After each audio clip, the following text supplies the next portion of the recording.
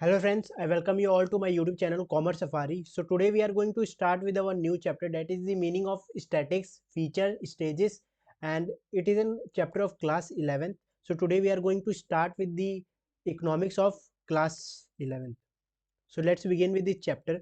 तो बेसिकली हमें इस चैप्टर में पढ़ना क्या, देखो कि स्टैटिक्स का असल में मतलब क्या होता है, क्योंकि अभी आगे चल के हम डिफरेंट फॉर्म्स पढ़ेंगे। ठीक है, ये स्टैटिक्स है, आगे वाले चैप्टरों में इसी के डिफरेंट जो फॉर्म्स होते हैं वही अलग अलग बट के आपके सामने आ जाएंगे। ठीक है, सबसे पहले आता है कि मीनिंग ऑफ स्टैटिक्स क्या होती है। कभी भी याद रखना कि जो मीनिंग ऑफ स्टैटिक्स होती है वो दो टर्म में हम हमेशा मेजर करते हैं। ठीक है, इस मीनिंग ऑफ स्टैटिक्स का मतलब हुआ कि हम स्टैटिक्स को कितने तरीके से डिफाइन कर सकते हैं। तो उसको स्टैटिक्स को डिफाइन करने के लिए दो तरीके होते हैं, एक सिंगुलर टर्म होता है और एक प्लूरल टर्म होता है। हम दोनों टर्म को इस वीडियो में कवर करेंगे। ठीक है, तो देखो पहले हम प्लूरल टर्म के हिसाब से पढ़ते हैं। देखो प्लूरल मतलब ये होता है ना कि दो या दो से ज़्यादा लोग, एक से ज़्यादा लोग होने चाहिए, दो से जितने भी ज़्यादा हो सकते हैं। ठीक है, तो ये क्या होता है, statistics refer to the information in terms of the number numerical data such as population statistics employment public expenditure और अदर चीज़। ठीक है, देखो मतलब क्या हुआ कि जो भी स्टैटिक्स हम लेते हैं हमेशा वो न्यूमेरिकल टर्म में ही एक्सप्रेस होंगे। ठीक है, और इसका मतलब ये नहीं है कि अगर आप उसको न्यूमेरिकल टर्म में एक्सप्रेस करें तो कोई भी न्यूमेरिकल वैल्यू, जैसे अगर मैं बोल दूं कि डॉग है 4 legs। ठीक है, तो अब भाई ये कोई मैं ना ही कोई कंपैरिजन कर रहा हूँ इसमें किसी चीज़ का। अब जब भी याद रखना स्टैटिक्स का मतलब ये होता है कोई दो चीज़ को कंपैरिजन करके उसका डेटा लिखना। ठीक है, और हमेशा ये बात याद रखना स्टैटिक्स जो होती है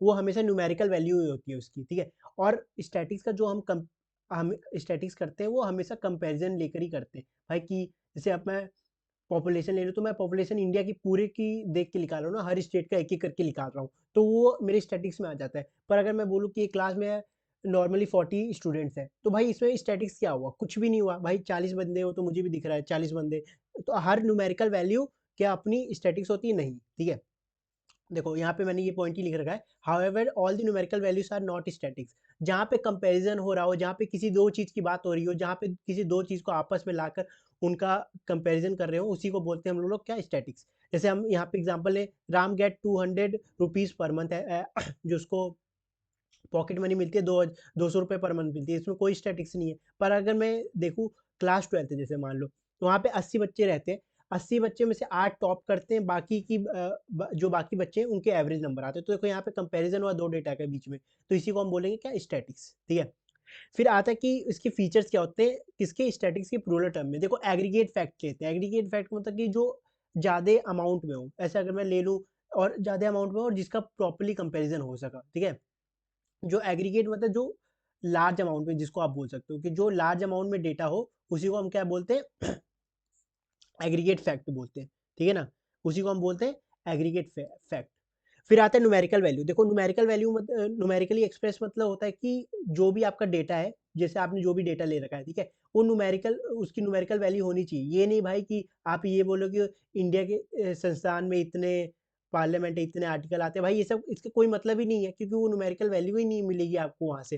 तो ठीक है, तो न्यूमेरिकल एक्सप्रेस होना बहुत ज़्यादा जरूरी है। ठीक है, और जो आपकी, जो आपने डेटा ले रखा है वो अफेक्टेड बाय मल्टीपल कॉजेज होना चाहिए। मतलब वहाँ पे बस एक ही कॉज नहीं होना चाहिए, उसको बहुत सारे, जैसे अगर आप पॉपुलेशन में देखोगे तो वहाँ पे उसके पीछे भी बहुत चीज़ें लगी हुई हैं।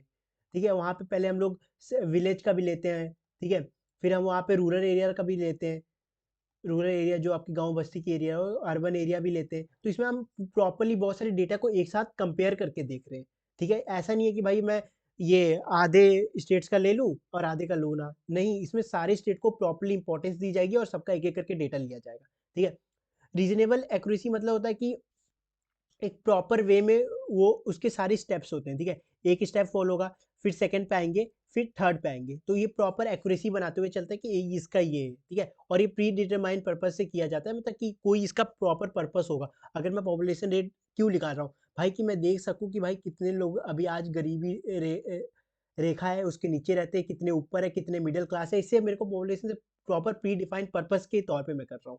ठीक है, फिर आता है कि सिंगुलर सेंस में क्या होता है। देखो सिंगुलर सेंस में आपको ये याद रखना है कि वो टेक्निकली एक्सप्रेस होना चाहिए। ठीक है, जैसे कि collection, classification, presentation of data, उसको भी हम स्टैटिक्स बोल सकते हैं। ठीक है, और जो इसमें अब बात आती है ना, देखो सिंगुलर डेटा होते हैं उसमें 5 स्टेजेस हम फॉलो करते हैं। ठीक है, 5 स्टेजेस क्या करते हैं, फॉलो करते हैं।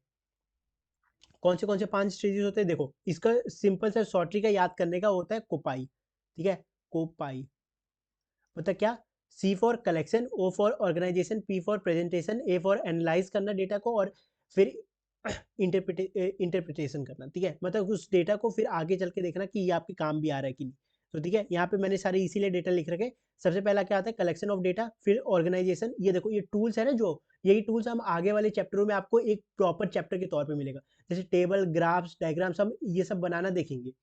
तो इसके अभी और है कि इस नेक्स्ट वीडियो में हम लोग इसके लिमिटेशंस को कवर कर लेंगे, इसके इंपॉर्टेंस को कवर कर लेंगे। ठीक है, तो पहला चैप्टर एकदम बेसिक है। इसी के बाद जो इसके स्टैटिक्स टूल्स होते हैं, जैसे कलेक्शन ऑफ डेटा है। ठीक है, कलेक्शन ऑफ डेटा को अगर मैं देखूँ तो उसमें सेंसिस और सैंपल के तौर पे मैं कलेक्ट कर सकता हूँ डेटा। जैसे मान लो कैसे, अब जैसे कोई इलेक्शन हो रहा है, ठीक है, वहाँ पे मैंने बहुत सारे डेटा को कलेक्ट किया, फिर मैंने उसके सैंपल्स बनाए कि भाई बीजेपी को इतने वोट मिले, कांग्रेस को इतने वोट मिले और अदर्स को इतने वोट मिले। तो ये मैं प्रॉपर उनका क्या बोल रहा हूँ, एक डेटा मैंने कलेक्ट करके क्या किया, उनका प्रॉपर सैंपल बनाया, उससे मेरे को पता चला कि कौन कितना आगे था, कौन कितना पीछे था। ठीक है, फिर प्रेजेंटेशन ऑफ डेटा में जैसे कि हम जानती है, बचपन से पढ़ते हैं, टेबल, ग्राफ्स और डायग्राम के थ्रू बना सकते हैं।